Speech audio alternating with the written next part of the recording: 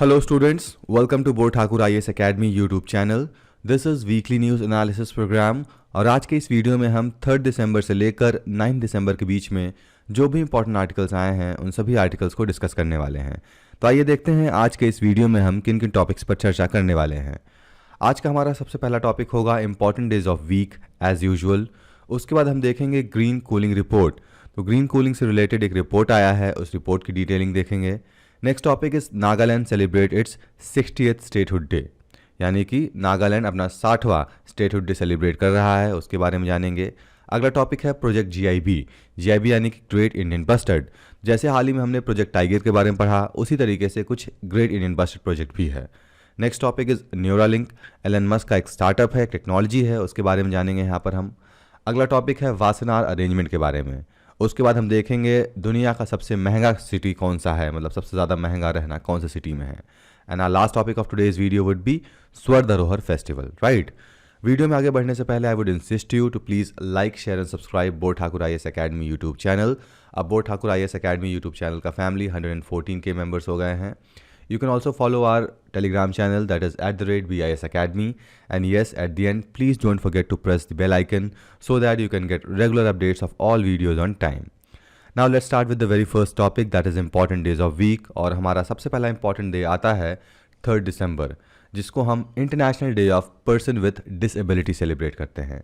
Person with disability मतलब क्या होता है? कोई भी इंसान जिसको फिजिकली किसी तरीके का डिसेबिलिटी है, चाहे वो ब्लाइंड हो, डेफ हो, डम हो या फिर हाथ पैर में कुछ प्रॉब्लम है, उसे हम पर्सन विथ डिसेबिलिटी कहते हैं। तो इसके लिए एक स्पेशल डे क्यों बनाया गया है? क्योंकि हम जानते हैं इनको प्रॉब्लम होती है, तो इनके लिए हमें कंपैशन, एक्सेप्टेंस और इनको सेल्फ रिस्पेक्ट जो भी होता है उसके लिए हम एक स्पेशल डे सेलिब्रेट करते हैं, international day of person with disability. Our next important day is 4 December, Indian Navy Day. जैसा कि हम जानते हैं इंडिया में सिक्योरिटी के लिए 3 तरीके के फोर्सेस हैं। कौन कौन से हैं? एक है इंडियन आर्मी, दूसरा है इंडियन एयरफोर्स और तीसरा है इंडियन नेवी।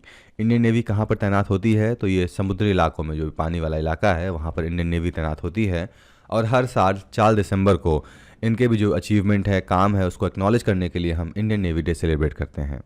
इसका दूसरा रीज़न है 4 दिसंबर के दिन ही इंडो पाकिस्तान वॉर जो कि 1971 हुआ था, इसी दिन ऑपरेशन ट्राइडेंट एग्जीक्यूट किया गया था और 4 दिसंबर की रात को एक बहुत ही खतरनाक अटैक किया गया था और पाकिस्तान के नेवल हेडक्वार्टर्स कराची को तबाह कर दिया गया था। इसीलिए हम एक special day Indian Navy Day celebrate करते हैं। Our next important day is 5 December, that is celebrated as World Soil Day. अब सॉइल का इंपॉर्टेंस किसे नहीं पता है? सॉइल से ही पूरी ज़िंदगी है, क्योंकि हम जानते हैं किसी भी तरीके का वेजिटेशन हो पूरे दुनिया में वो सॉइल पर ही डिपेंडेंट है। लेकिन आज के समय में हम जानते हैं सॉइल की क्वालिटी दिन ब दिन डिग्रेड हो रही है, क्योंकि एनवायरनमेंट में पोल्यूशन बहुत ज़्यादा है, ह्यूमन एक्टिविटीज़ ऐसी हो गई हैं, बहुत ज़्यादा पेस्टिसाइड, इंसेक्टिसाइड्स हम यूज़ कर रहे हैं ताकि प्लांट के ग्रोथ को बढ़ाया जा सके। उसके कारण सॉइल में बहुत ही बुरी तरीके से प्रभाव पड़ रहा है। 2022 के सॉइल डे के दिन एक कैंपेन चलाया गया है, सॉइल्स वेयर फूड बिगिंस। देखिए कितना अच्छा स्टेटमेंट है, you can use this statement in your answer writing. बहुत ही बेहतरीन स्टेटमेंट है, सॉइल्स जहाँ पर खाना स्टार्ट होता है, यानी कि यहीं से खाना पैदा होता है।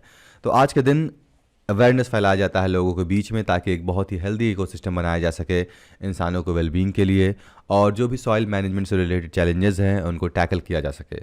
और आज के दिन ही लोगों में अवेयरनेस भी फैलाया जाता है ताकि सॉइल के हेल्थ को इम्प्रूव किया जा सके। आवर नेक्स्ट इंपॉर्टेंट डे 6 दिसंबर, जिसको हम BR अम्बेडकर डेथ एनिवर्सरी के रूप में सेलिब्रेट करते हैं। तो 6 दिसंबर के दिन BR अम्बेडकर महापरिनिर्वाण दिवस सेलिब्रेट किया जाता है। अब ये महापरिनिर्वाण दिवस है क्या? तो ये बुद्धिज़्म में एक बहुत ही मेजर टर्म है, इनका ये मेजर गोल होता है, यानी कि एक तरीके से आप सिंपल टर्म्स में समझना चाहें तो महापरिनिर्वाण का मतलब होता है मोक्ष प्राप्ति। तो 6 दिसंबर 1956 आज के दिन ही डॉक्टर BR अम्बेडकर का डेथ हुआ था और इस साल हम डॉक्टर BR अम्बेडकर का 65th डेथ एनिवर्सरी सेलिब्रेट कर रहे हैं और इसको हम महापरिनिर्वाण दिवस के रूप में जानते हैं। डॉक्टर BR अम्बेडकर के बारे में कौन नहीं जानता? इन्होंने हमारे देश के कॉन्स्टिट्यूशन फ्रेमिंग में बहुत ही इंपॉर्टेंट रोल प्ले किया है और ये कॉन्स्टिट्यूशन ड्राफ्टिंग कमेटी के चेयरमैन भी रहे हैं और इंडिपेंडेंट यानी कि आज़ाद देश के ये पहले लॉ मिनिस्टर भी रह चुके हैं, right. Our next important day is 8 December, जिसे हम बोधि डे के रूप में मनाते हैं। अगेन ये बुद्धिज़्म से रिलेटेड है। 8 दिसंबर के दिन ही गौतम बुद्धा को एनलाइटनमेंट मिला था, यानी कि उनको परम ज्ञान की प्राप्ति हुई थी और इसको हम सेलिब्रेट करते हैं। ये लगभग 12वें महीने के 8वें दिन सेलिब्रेट किया जाता है, यानी कि दिसंबर 8 को सेलिब्रेट करते हैं। गौतम बुद्धा को बहुत सारे नाम से जाना जाता है, जैसे कि सिद्धार्थ गौतम, शाक्यमुनि, बुद्धा। और कहा जाता है कहानी के अनुसार तो आज से 2500 साल पहले गौतम बुद्धा जी ने अपना घर छोड़ा था, यानी कि ऐसा नहीं कि आज के दिन ही छोड़ा था, लेकिन जब वो 29 साल के थे उन्होंने अपना घर छोड़ा था, जंगल में घूम रहे थे, मेडिटेशन कर रहे थे, और 8 दिसंबर के दिन ही उन्हें एनलाइटमेंट मिला था, राइट। इसीलिए 8 दिसंबर को हम बोधि डे के रूप में सेलिब्रेट करते हैं। Now let's see our next important topic, that is green cooling solutions. GS paper 3 का हिस्सा है एनवायरनमेंट इकोलॉजी में। ये एक वर्ल्ड बैंक का रिपोर्ट है। यहाँ से आपको question pre as well as mains दोनों सेक्शंस में क्वेश्चंस पूछे जा सकते हैं। ये क्वेश्चंस क्या होंगे आगे हम देखेंगे, उससे पहले देख लेते हैं न्यूज़ में क्या है, ग्रीन कूलिंग क्या है, कैसा इन्वेस्टमेंट है, सब कुछ पहले हम जान लेते हैं। यहाँ पर न्यूज़ में बताया गया है investment opportunities in India cooling sector through less carbon intensive technology could add to $1.6 trillion according to a new report release by World Bank Group. तो वर्ल्ड बैंक ग्रुप ने एक नया रिपोर्ट पब्लिश किया है जिसके हिसाब से इंडिया में कूलिंग सेक्टर में लगभग 1.29 करोड़ या फिर $1.6 ट्रिलियन ऐड हो सकता है इंडियन कूलिंग सिस्टम में, जो कि लेस कार्बन इंटेंसिव टेक्नोलॉजी हो। लेस कार्बन इंटेंसिव टेक्नोलॉजी मतलब कि जहाँ पर कार्बन का एमिशन कम से कम हो सके। जब भी गर्मी का मौसम आता है, चुभती गर्मी का मौसम आया, आपको क्या याद आता है? एसी, कूलर, रेफ्रिजरेटर, ये सारी चीज़ें याद आती हैं। लेकिन इन सब में प्रॉब्लम क्या होता है? इन सब में ग्रीन हाउस गैसेस बहुत ही हाई लेवल में एमिट होते हैं जो कि एनवायरनमेंट के लिए बहुत ही हार्मफुल होते हैं। तो आखिर ये ग्रीन कूलिंग सिस्टम क्या है, उससे रिलेटेड यहाँ पर इन्वेस्टमेंट होना है और ये बहुत ही अच्छी टेक्नोलॉजी हो सकती है, आगे के समय में बहुत ज़्यादा एम्प्लॉयमेंट भी जनरेट कर सकता है। तो यहाँ पर इस रिपोर्ट की फाइंडिंग क्या है?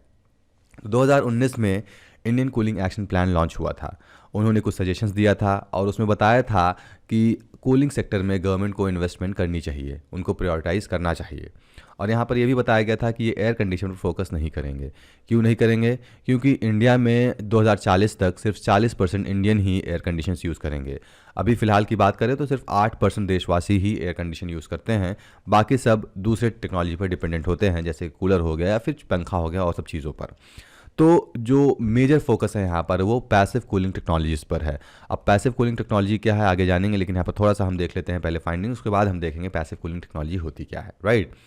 तो जो इन्वेस्टमेंट अपॉर्चुनिटी है वो 3 डिफरेंट सेक्टर्स में है। सबसे पहला है कंस्ट्रक्शन, दूसरा है कोल्ड चेन और तीसरा है रेफ्रिजरेंट। इसके होने से क्या होगा? सबसे पहले तो ग्रीन हाउस एमिशन जो है वो रिड्यूस होगा और लगभग 3.7 मिलियन जॉब्स भी क्रिएट होंगे, राइट। यहाँ पर 34 मिलियन लोग जो भी देश के हैं वो अपना जॉब खो सकते हैं इस गर्मी की वजह से। हम जानते हैं लगातार यहाँ पर गर्मी बढ़ती जा रही है। 2022 में आप देख सकते हैं कितना बुरी तरीके से गर्मी की वजह से इम्पैक्ट हुआ था पूरा देश। यहाँ पर बहुत ज़्यादा इंटेंस हीट वेव्स आए थे और ये बहुत प्रॉब्लम का दिक्कत हो, बहुत इशू बन सकता है, ये आगे चलकर बहुत ही ज़्यादा प्रॉब्लम क्रिएट कर सकता है। हीट स्ट्रेस है जो है ये लगातार बढ़ रहा है, टेम्परेचर बढ़ रहे हैं, तो प्रॉब्लम ये होना लाजमी सी बात है। एयर कंडीशन हर कोई अफोर्ड नहीं कर सकता है, तो पैसिव कूलिंग टेक्नोलॉजी पर काम करना है। तो पैसिव कूलिंग टेक्नोलॉजीज़ क्या होती है? यहाँ पर एक एग्जांपल बताया गया है कि ऐसे बिल्डिंग, ऐसे इंफ्रास्ट्रक्चर, ऐसे कंस्ट्रक्शन किए जाए जहाँ पर कम से कम पावर यूज़ हो सके। आप यहाँ पर देख सकते हैं, जस्ट एग्जांपल है। यहाँ पर इस तरीके से बहुत सारी चीज़ें की जा सकती हैं, जैसे कि यहाँ पर ओपन कर दिया जाए अगर यहाँ पर, तो यहाँ से एयर सर्कुलेशन अच्छा हो जाएगा, लाइट्स प्रॉपर मिल जाएंगी, बिजली का उपयोग कम से कम होगा, right. So this is all about passive cooling technologies. Recommendation क्या है? तो यहाँ पर सस्टेनेबल स्पेस कूलिंग सॉल्यूशंस बताए गए हैं ताकि ग्रीन हाउस गैसेस का जो एमिशन है, एनुअल एमिशन है, वो कम किया जा सके। 2040 तक लगभग ये 213 मीट्रिक टन कार्बन डाइऑक्साइड को कम कर सकते हैं। पैसिव कूलिंग स्ट्रेटजीज बिल्डिंग बनाई जाए, जैसा कि अभी मैंने एग्जांपल में बताया, यहाँ पर आपको इमेज में दिखाया। तो ऐसे बिल्डिंग कंस्ट्रक्ट किए जाते हैं ताकि 2038 तक जो भी एनर्जी कंजप्शन है वो 20 से 30% रिड्यूस हो सके। अब एनर्जी कहाँ से प्रोड्यूस होता है? जानते हैं हम फॉसिल फ्यूल्स जलाते हैं, हाइड्रो इलेक्ट्रिक पावर प्लांट से एनर्जी प्रोड्यूस होता है। तो जो भी कन्वेंशनल सोर्सेज ऑफ इलेक्ट्रिसिटी हैं वहाँ पर ग्रीन हाउस गैसेज एमिट होती हैं। अगर यहाँ पर हम एनर्जी ही कंज्यूम कम करेंगे तो वहाँ से प्रोडक्शन कम होगा, और प्रोडक्शन कम होगा, कंजप्शन ज़्यादा होगा तो दिक्कत होगी। लेकिन प्रोडक्शन ज़्यादा होगा, कंजप्शन कम होगा तो उतना प्रॉब्लम नहीं होगा। तो हम क्या कर सकते हैं? कंजप्शन के बराबर प्रोडक्शन कर सकते हैं, जिससे ग्रीन हाउस गैसेस का एमिशन कम हो जाएगा, राइट। गवर्नमेंट जो भी प्रधानमंत्री आवास योजना दे रही है उसमें भी थर्मल कंफर्ट प्रोग्राम देना चाहिए, यानी कि उन घरों में भी ऐसा बनाना चाहिए ताकि इलेक्ट्रिसिटी का कम से कम यूज़ हो सके और हमारा ग्रीन हाउस गैसेस एमिशन का जो एमिशन है वो कम हो सके, राइट। डीसीएस क्या है? तो एक डिस्ट्रिक्ट कूलिंग सिस्टम है, मतलब कि ये किसी एक इंडिविजुअल के लिए नहीं होता है बल्कि पूरे एरिया के लिए होता है, पूरे क्लस्टर ऑफ बिल्डिंग के लिए होता है। तो ऐसे बिल्डिंग डिज़ाइन किए जाएँ। अब हम देखते हैं शहरों में जो भी अनप्लान्ड सिटीज़ होती हैं, जैसे आप छोटे छोटे शहरों में जाते हैं तो एक घर बनता है, उसके घर में जैसे चिपका के अगल दूसरा घर बन जाता है, उसके चिपक के दूसरा घर बन जाता है। तो ये जो होता है क्लस्टर ऑफ बिल्डिंग, बहुत सारे बिल्डिंग्स होती हैं, यहाँ पर प्रॉब्लम क्रिएट होता है, यहाँ पर एनर्जी का यूज़ ज़्यादा होता है। इसीलिए डिस्ट्रिक्ट कूलिंग सिस्टम का यूज़ किया जाना चाहिए और इसको मैंडेटरी कर देना चाहिए रियल स्टेट कॉम्प्लेक्सेस में और हाई डेंसिटी वाले एरिया में, राइट। और इसके लिए जो भी मल्टी लेवल डेवलपमेंट बैंक्स हैं उनसे फाइनेंसेस का हेल्प भी लेना चाहिए। Coming to our next topic, that is Nagaland celebrate 68th statehood day. PM Modi extend wishes to people of the state. This is part of your GS paper 2. अब देख लेते हैं स्टेटहुड डे क्या होता है। तो जिस दिन स्टेट का फॉर्मेशन होता है उस दिन हम उस स्टेट का स्टेटहुड डे सेलिब्रेट करते हैं। तो 1 दिसंबर हर साल नागालैंड अपना स्टेटहुड डे सेलिब्रेट करता है और 2022 में ये अपना 60वां स्टेटहुड डे सेलिब्रेट कर रहा है। अब नागालैंड के बारे में हम जान लेते हैं। तो नागालैंड का जो स्टेटहुड डे है इसके साथ साथ ही हॉर्नबिल फेस्टिवल का बिगिनिंग भी होता है, तो ये भी यहाँ पर एक सिग्निफिकेंट पॉइंट है और यहाँ पर हम हॉर्नबिल फेस्टिवल के बारे में भी जानेंगे। तो इनिशियली नागालैंड एक सेपरेट स्टेट नहीं था, वो असम का पार्ट था और 1 दिसंबर 1963 को नागालैंड एक अलग स्टेट बना, कोहिमा उसका डिस्ट्रिक्ट हुआ। तो आप यहाँ पर देख सकते हैं इंडिया में नॉर्थ ईस्टर्न का एक स्टेट है नागालैंड, और नागालैंड का जो आप कह सकते हैं कैपिटल है वो कोहिमा है। कहाँ पर लोकेटेड है? यहाँ पर है। नागालैंड स्टेट एक्ट 1962 ये पार्लियामेंट में इनैक्ट हुआ था, उसके बाद नागालैंड स्टेट अलग बन गया था, right. Now let's see what is historical background. तो 1947 जब हमारा देश आज़ाद हुआ था तो जैसा कि मैंने बताया नागा उस समय आसाम का पार्ट था। उस समय बहुत ही ज़्यादा स्ट्रॉन्ग नेशनल मूवमेंट स्टार्ट हुए, पॉलिटिकल यूनियंस हुई नागा ट्राइब्स की, और एक्सट्रीमिस्ट जो थे एक अलग डिमांड करने लगे कि नागालैंड को एक अलग स्टेट बना दिया जाए। फिर 1957 में नागा के जो हिल रीजन्स हैं आसाम और टुजैंग फ्रंटियर डिवीजन नॉर्थ ईस्ट, वो दोनों इकट्ठा होते हैं और एक सिंगल यूनिट बनाते हैं ताकि एक अलग से एडमिनिस्ट्रेशन बन सके इंडियन गवर्नमेंट में और नागालैंड फॉर्म हो सके। 1960 में नागालैंड रिजॉल्व हुआ कि एक अलग से स्टेट बनना चाहिए और फाइनली 1963 में नागालैंड को एक अलग स्टेट बना दिया गया। यहाँ पर अगर हम इसके ज्योग्राफी की बात करें तो ये कौन कौन से स्टेट से घिरा हुआ है, तो आप यहाँ पर हम मैप में देखेंगे और मैप में समझने की कोशिश करेंगे। यहाँ पर नॉर्थन पार्ट में कहाँ से कनेक्टेड है ये, तो आसाम है। यहाँ पर सदर्न पार्ट में मणिपुर है। यहाँ पर आप देख सकते हैं म्यांमार, ये दूसरा कंट्री हो गया। फिर यहाँ पर Arunachal Pradesh north eastern part में है, right. So this is how geography of Nagaland is. आप यहाँ पर इंडिया मैप में भी देखकर समझ सकते हैं कैसे ये चीज़ें डिवाइड हो गई, राइट। ना moving to next part, that is major festival. जैसा कि हमने स्टार्टिंग बताया 1 से 10 दिसंबर तक हॉर्नबिल फेस्टिवल सेलिब्रेट किया जाता है। ना व्हाट इज़ हॉर्नबिल? तो हॉर्नबिल इज़ अ बर्ड का एक स्पीशीज़ है जो कि एक्सटिंक्ट होने के कगार पर था और नागालैंड के या फिर नागास के बहुत ही ज़्यादा करीब था, उनके कल्चर के करीब था, इसीलिए यहाँ पर हॉर्नबिल फेस्टिवल सेलिब्रेट किया जाता है। अब इसमें बहुत ही अहम बात यह है कि जो हॉर्नबिल फेस्टिवल है कोई एंशिएंट फेस्टिवल नहीं है, ये ईयर 2000 से ही सेलिब्रेट किया जाने लगा। और क्यों सेलिब्रेट किया जाता है? ताकि नागालैंड को एक टूरिस्ट स्पॉट बनाया जा सके, उसके प्रमोशन के लिए यहाँ पर हॉर्नबिल फेस्टिवल सेलिब्रेट किया जाता है, राइट। हॉर्नबिल क्या है? तो एक बर्ड की एक फैमिली है जो कि ट्रॉपिकल और सब ट्रॉपिकल अफ्रीका और एशिया में पाए जाते हैं। इंडिया में हॉर्नबिल के 9 स्पीशीज़ पाए जाते हैं। अब हम देखते हैं कोई भी एक स्पीशीज़ है उसके बहुत सारे अलग अलग वेरिएंट होते हैं, जैसे कि आप कैट देख लेते हैं तो कैट के अलग अलग वेरिएंट है। उसी तरीके से बर्ड एक स्पीशीज़, हॉर्नबिल एक स्पीशीज़ हैं, इनके 9 तरीके के अलग अलग स्पीशीज़ हॉर्नबिल बर्ड हैं, इनके 9 स्पीशीज़ हैं जो कि इंडिया में पाए जाते हैं। कहाँ पर पाए जाते हैं? तो नॉर्थ ईस्टर्न रीजन, यहाँ पर बहुत ही डाइवर्सिटी है, यहाँ पर बहुत ही ज़्यादा हॉर्नबिल के स्पीशीज़ पाए जाते हैं। हॉर्नबिल के अलावा बहुत सारे अलग अलग बर्ड्स के स्पीशीज़ भी यहाँ पर देखने को मिल जाते हैं, क्योंकि हम जानते हैं नॉर्थ ईस्टर्न जो एरिया है वो अभी भी बहुत ही ज़्यादा हाई लेवल पर फॉरेस्ट से कवर है। तो यहाँ पर बायोडाइवर्सिटी अच्छे रूप में अवेलेबल है, मतलब अच्छे नंबर्स में अवेलेबल है यहाँ पर, right. Moving to next topic, Supreme Court floats idea of project GIB, Great Indian Bustard. This is again part of your GS paper 3।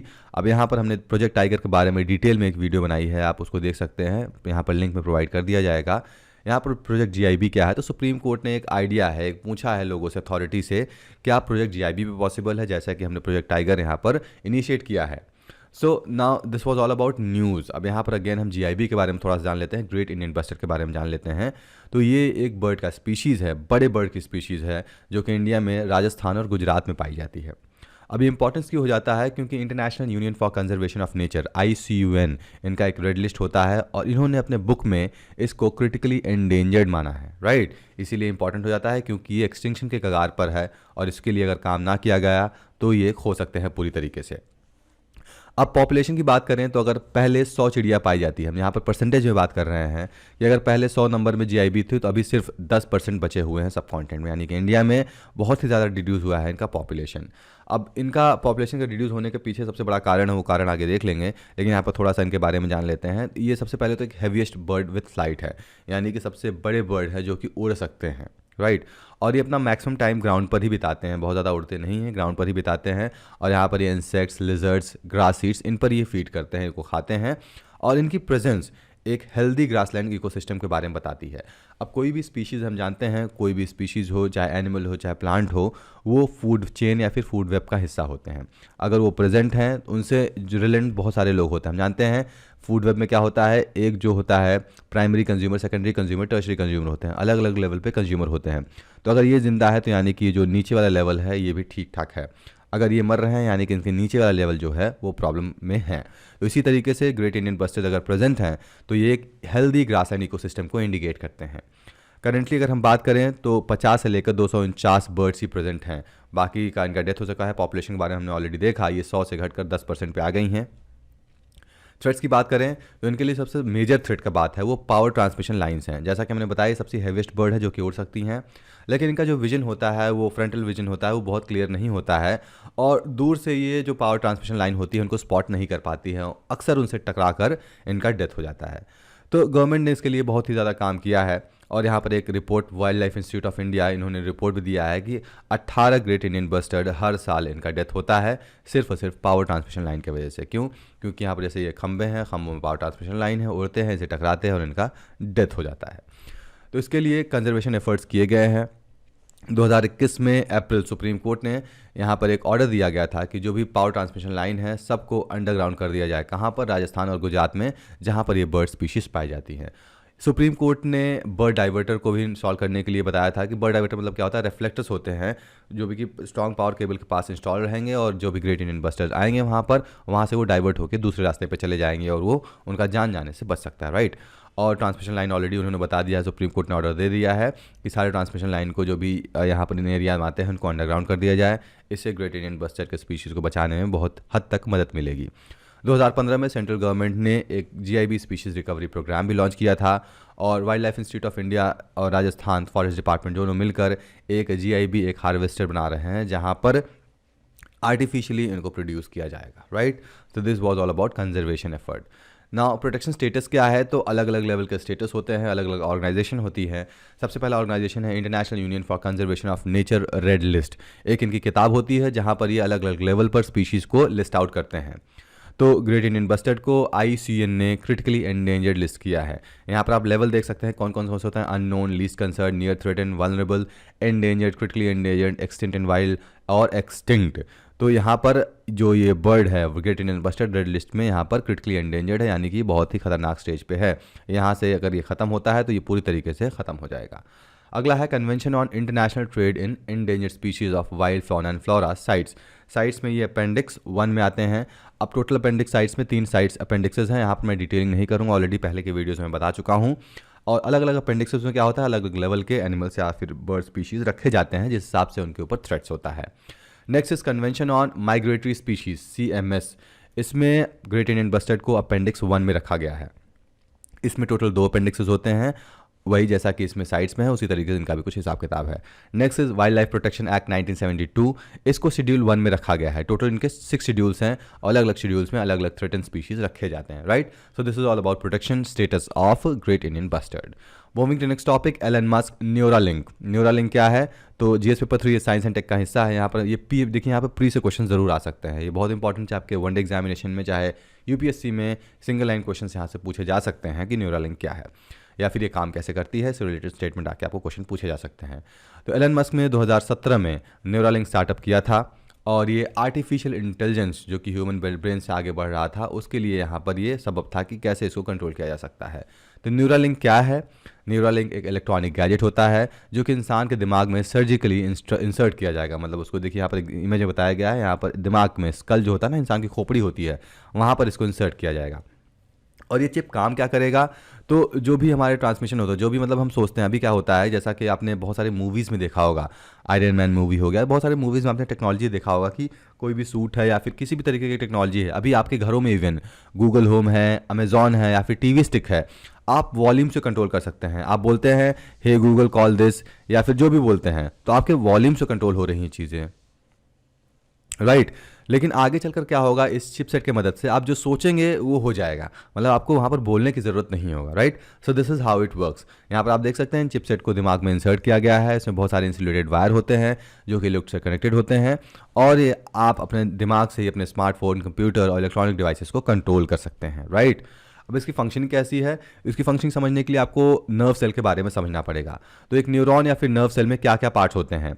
सबसे पहला होता है डेंड्राइट्स, दूसरा होता है सेल बॉडी, इसको सोमा भी कहते हैं, और तीसरा होता है axon, right. So this is all about neuron, कैसे एक नर्व सेल होता है। नर्व सेल का या न्यूरॉन का काम क्या होता है, तो कम्युनिकेशन करने में, हमारे बॉडी का दिमाग से जो भी कम्युनिकेशन होता है वो न्यूरॉन सेल के थ्रू ही होता है। इवन हमारे मेमोरीज भी न्यूरॉन सेल में स्टोर होती हैं। तो ये काम कैसे करता है, यहाँ पर जो डेंड्राइट होती हैं ये सिग्नल रिसीव करती हैं, यहाँ प्रोसेस होता है और यहाँ एक्सॉन से ये ट्रांसफर हो जाता है, right. So this is how it works. यहाँ पर हम फंक्शनिंग समझ लेते हैं, काम कैसे करता है। तो आप यहाँ पर देख सकते हैं डेंड्राइट्स है, एक्सॉन है यहाँ पर।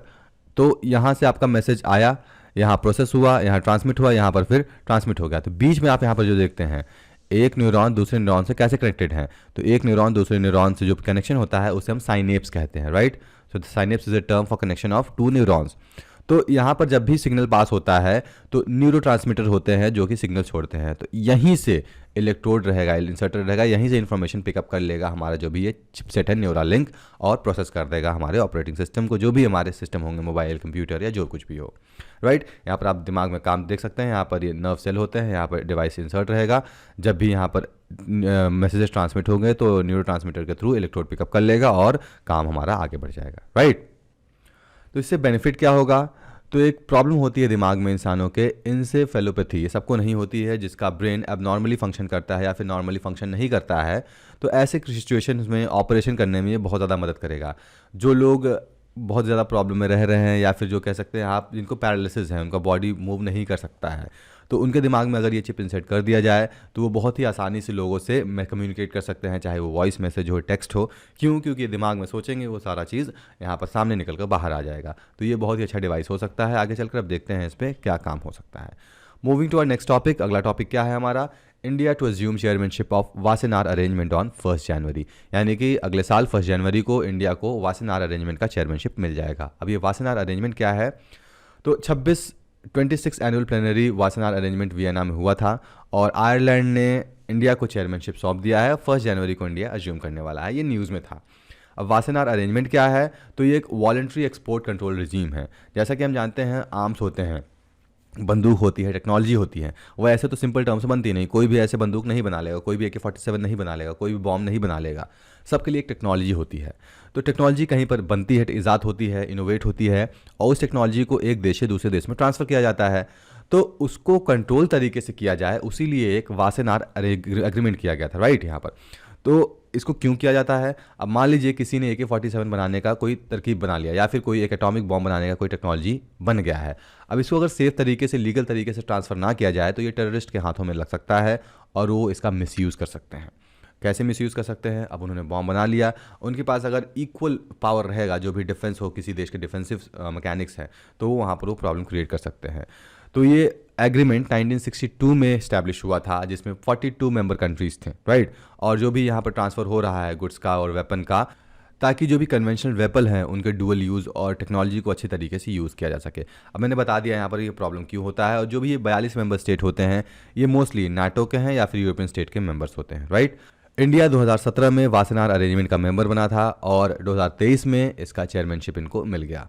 ऑब्जेक्टिव क्या है, तो ऑब्जेक्टिव ऑलरेडी मैंने बता दिया है। जिस भी तरीके की आर्म्स का डील होता है, आर्म्स का डील नहीं, आर्म्स की टेक्नोलॉजी का ट्रांसफ़र जो होता है वो सेफ तरीके से हो सके, ताकि गलत हाथों में ना पड़ सके, यही इसका एक मेजर ऑब्जेक्टिव है। You can read it out from here, right. अब इसका सिग्निफिकेंस क्या है?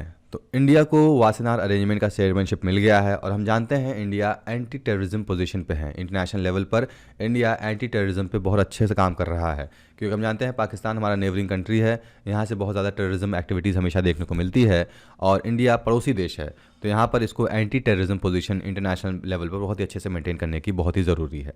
और यहाँ पर जो भी ग्लोबल लेवल के स्टेक होल्डर्स हैं वो टेररिस्ट फाइनेंसिंग को इनको रोकना, ये भी बहुत ही काम यहाँ पर महत्वपूर्ण काम होगा इंडिया के लिए। इंडिया बहुत ही अच्छे पोजीशन पर है यहाँ पर, वो अच्छे से पूरे देशों के साथ, अलग अलग देशों से, डेवलप कंट्रीज़ के साथ यहाँ पर डिस्कस कर सकता है। जो भी एक्सपोर्ट कंट्रोल है, जो भी आपके यहाँ टेक्नोलॉजी ट्रांसफ़र हो रहा है, उसके लिए यहाँ पर ये अच्छे से काम कर सकते हैं। इंडिया बहुत ही अच्छा एक डीमोक्रेटाइजिंग एक्सेस जो भी होता है टेक्नोलॉजी ट्रांसफ़र का प्रोसेस का, उसके लिए बहुत ही अच्छा इंपॉर्टेंट रोल प्ले कर सकता है, क्योंकि ये एक बहुत ही क्रूशियल बिल्डिंग ब्लॉक होता है किसी भी डिफेंस और स्पेस मैन्युफैक्चरिंग सेक्टर के इंडिया के लिए। तो इंडिया में एक बहुत ही हाई लेवल पर एक अच्छा सेक्टर यहाँ पर ऑर्गेनाइज हो सकता है, मैन्युफैक्चरिंग सेक्टर। और हम जानते हैं हर देश का जो इकॉनमी होता है, जो जीडीपी होता है, वो 3 सेक्टर्स पर डिपेंडेंट होता है, प्राइमरी, टर्शियरी, सेकेंडरी। तो यहाँ पर मैन्युफैक्चरिंग बहुत इंपॉर्टेंट हो जाता है, जो कि इंडिया में अभी बहुत ही कम है। इंडिया पूरी तरीके से यहाँ पर सर्विस पर डिपेंडेंट है अभी, लेकिन ये जो सेकेंडरी लेवल पे चीज़ें होती हैं यहाँ पर इम्प्रूव हो सकती हैं। नेक्स्ट टॉपिक इज़ 2 सिटीज़, मतलब दुनिया का सबसे महंगा सिटी कौन है, तो इसके लिए एक रिपोर्ट आया है, वो रिपोर्ट देख लेते हैं हम। तो एक world wide cost of living report publish हुआ है और यहाँ पर बताया गया है तेल अवीव, जो कि इजराइल का कैपिटल है, ये दुनिया का सबसे महंगा सिटी है रहने के लिए। ये रिपोर्ट इकोनॉमिस्ट इंटेलिजेंस यूनिट द्वारा पब्लिश किया गया है। तो यहाँ पर आप 2 बॉडी हो गया, यहाँ पर एक बॉडी हो गया और दूसरा ये फैक्ट हो गया कौन सी सिटी सबसे महंगी है। सेकंड नंबर पे कौन आता है? पेरिस होता है। लास्ट ईयर पेरिस टॉप पे था और पेरिस और सिंगापुर दोनों यहाँ पर जॉइंटली आते हैं। तो क्वेश्चन आपका देखिए बहुत इंपॉर्टेंट क्वेश्चन बन सकता है। फर्स्ट का तो सब याद रखेंगे, तेल अवीव। सेकंड नंबर पर कौन था? तो लोग अक्सर क्या करेंगे, सेकंड नंबर पर एक ही मार्क कर लेंगे, तो ऐसा नहीं है। यहाँ पर पेरिस और सिंगापुर दोनों ही सेकंड नंबर पर आए हैं। उसके बाद ज्यूरिक और फाइनली हांगकॉन्ग। 6वें नंबर पर न्यूयॉर्क है और 7वें पे जिनेवा है। इसी तरीके से अलग अलग रैंकिंग यहाँ पर दी गई है। अब इस इंडेक्स का जो बेंचमार्क है, प्राइस है, मतलब कि किस प्राइस के अगेंस्ट में दिया गया है, तो न्यूयॉर्क सिटी के अगेंस्ट में दिया गया है। तो जो भी करेंसीज अगर यूएस डॉलर से स्ट्रांग होंगी तो उनकी रैंकिंग ऑब्वियस ही बात है ऊपर होंगी, और जो करेंसी न्यूयॉर्क सिटी या फिर डॉलर से नीचे होंगी उनका पोजीशन नीचे ही होगा, राइट। तो 2021 में world wide cost of living interest index जो है वो 173 ग्लोबल सिटीज़ को इन्होंने ट्रैक किया और यहाँ पर रिपोर्ट जारी किया। इकोनॉमिस्ट इंटेलिजेंस यूनिट क्या है? तो economist intelligence unit research analysis division है इकोनॉमिस्ट ग्रुप का। इकोनॉमिस्ट ग्रुप क्या है? अगेन इकोनॉमिक इंटेलिजेंस यूनिट एक डेमोक्रेसी इंडेक्स, इन्होंने एक डेमोक्रेसी इंडेक्स भी लॉन्च किया था जिसमें इंडिया का 53rd पोजीशन आया था, राइट। तो ये इकोनॉमिस्ट न्यूज़पेपर आता है, आपने इसको कभी देखा होगा, तो इसी के सारे ये सब्सिडरी कंपनीज हैं। मूविंग टू लास्ट टॉपिक, स्वर धरोहर फेस्टिवल। ये जीएस पेपर 1 का हिस्सा है, आपके यहाँ पर प्रीलिम से रिलेटेड क्वेश्चन हमेशा आ सकते हैं। तो यहाँ पर न्यूज़ में क्या है? Ministry of culture government of India in collaboration with स्वर धरोहर फाउंडेशन इनॉर्गरेटेड स्वर धरोहर फेस्टिवल। यहाँ पर कौन कौन सा ऑर्गेनाइजेशन इन्वॉल्व है? एक है मिनिस्ट्री ऑफ कल्चर और दूसरा है स्वर धरोहर फाउंडेशन। इन दोनों ने मिलकर कालंजलि में, यहाँ पर कालंजलि के अंदर में स्वर धरोहर फेस्टिवल लॉन्च किया है। फेस्टिवल क्या है? तो इस फेस्टिवल में म्यूज़िक, आर्ट, लिटरेचर शोकेस किया जाता है। अलग अलग जो आर्टिस्ट आते हैं अलग अलग स्टेट्स के, यहाँ पर आके लिटरेरी आर्ट और हेरिटेज जो भी होता है अपना यहाँ पर शोकेस करते हैं। और इस प्रोग्राम में लोकल आर्टिस्ट होंगे या फिर लेजेंड आर्टिस्ट के साथ मिलकर दोनों अपने टैलेंट्स को परफॉर्म करने वाले हैं। यहाँ पर लोकल लेवल के जो पोएट्स हैं तो कवि सम्मेलन में आके अपनी कविताएँ भी सुनाएंगे। ये सारी चीज़ें यहाँ पर होनी हैं। So this was all about today's news. I hope आपको सारे टॉपिक समझ में आ गए हैं. Still, if you have any doubts regarding any topic, you can always write down in the comment box. Thank you for watching today's video. See you next video with new topics. Till then, goodbye.